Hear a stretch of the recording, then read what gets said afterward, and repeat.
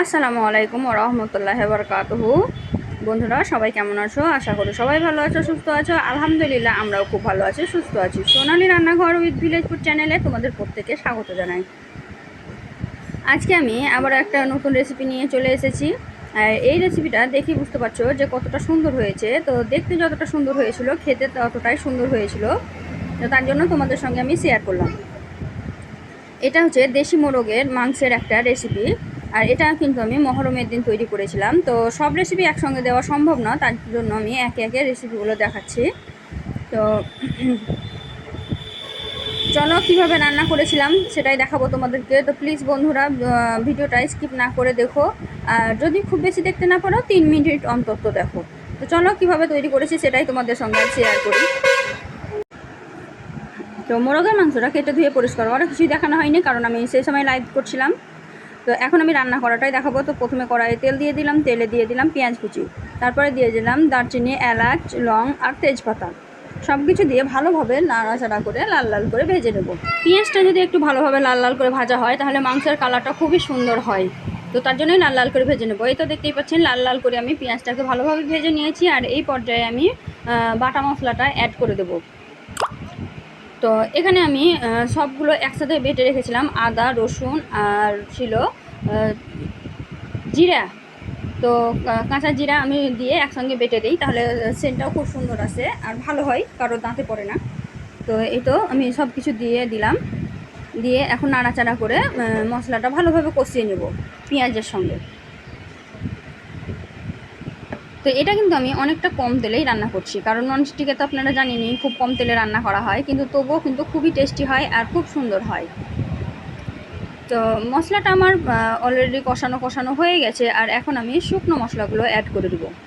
মশলাটা যেহেতু কষানো হয়ে গেছে তো আর অপেক্ষা করে লাভ নাই, তেল ছাড়তে লেগেছে। এখন আমি এর মধ্যে দিয়ে দেব লঙ্কা গুঁড়ো, একটা করে মশলা দিব আর মিশিয়ে নেব। তো দেখতেই পাচ্ছেন আমি এখানে লঙ্কা গুঁড়ো দিলাম, জিরা ধনিয়া পাউডার দিয়ে দিলাম। জিরা ধনিয়া পাউডারটা আমি একটু বেশি দিলাম, 1.5 চামচ মতো। তারপরে আমি ভালোভাবে এই পেস্টের সঙ্গে মিক্সড করে নিচ্ছি।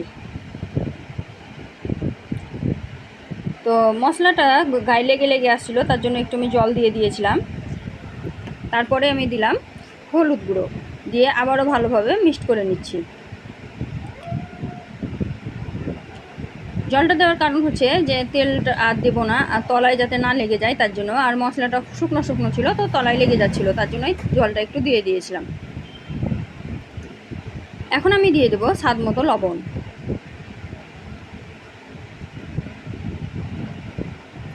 লবণটা দিয়ে আবারও ভালোভাবে কষিয়ে নেব মশলাটাকে। তো মশলাটাকে একটু সুন্দরভাবে কষালেই কিন্তু যে কোনো খাবার খেতে বেশি ভালো লাগে। তো তেল ছেড়ে দিয়েছে দেখুন, আর মশলাটাও খুব সুন্দরভাবে কষানো হয়ে গেছে। এখন আমি মাংসটা ধুয়ে পরিষ্কার করে রেখেছিলাম মধ্যখানে দিয়ে দিলাম। এখন নাড়াচাড়া করে মশলার সঙ্গে মিক্সড করে নেব আর এটাকে ভালোভাবে কষাবো, তবেই কিন্তু মাংসের কালারটা সুন্দর আসবে আর খেতেও খুব বেশি সুন্দর লাগবে। তো আমি এটা ঢাকা দিয়ে দিয়ে লো আঁচে প্রায় 8 ঘন্টা কষিয়েছিলাম।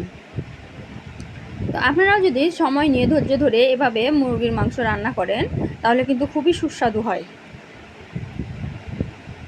তো বারবার তো দেখানো সম্ভব নয়, তবুও আমি ঢাকাটাও তুলে নাড়াচাড়া করা দেখাচ্ছিলাম। আর দেখুন কিন্তু কালারটা অনেকটাই চেঞ্জ হতে শুরু করে দিয়েছে ঢাকা দিয়ে কষানোর ফলে। এই তো তো মাংসটা একদম সুন্দরভাবে কষানো হয়ে গেছে, দেখেই বুঝতে পারছেন।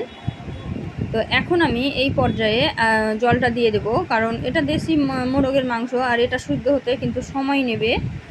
তো মাংসতে জল না দিলে কিন্তু হবে না, তার জন্য কিন্তু আমি ঢাকা দিয়ে দিয়ে ভালোভাবে কষিয়ে নেওয়ার পরেও কিন্তু জল অ্যাড করে দিয়েছিলাম। আর কালারটা দেখেই বুঝতে পারছেন যে কতটা সুন্দর হয়েছে কষানো, একদম পারফেক্ট হয়েছে এই মাংসটা কষানো। তো এখন আমি জল দিয়ে দিচ্ছি।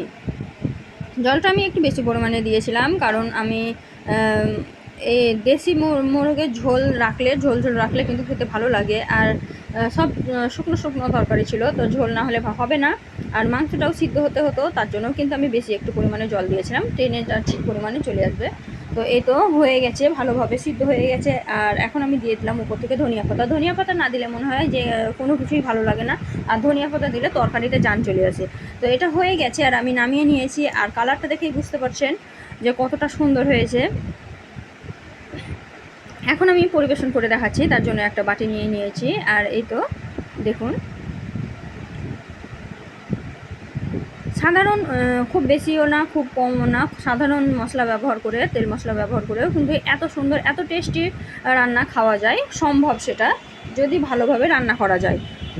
তো এই তো আমি পরিবেশন করে দেখিয়ে দিলাম। আর মাংসগুলো দেখছেন কতটা সুন্দর হয়েছে, না খুব বেশি গলে গেছে না খুব বেশি শক্ত আছে, একদম মিডিয়াম হয়েছে। আর রান্নাটা দেখেই মনে হচ্ছে যে সত্যিই খুব সুন্দর হয়েছে। তো রেসিপিটা যদি ভালো লেগে থাকে অবশ্যই লাইক শেয়ার কমেন্ট করে দেবেন, আর আমার জন্য সবাই একটু দোয়া করবেন। এখন আমি বিদায় নিচ্ছি, টাটা, খুদা হাফেজ।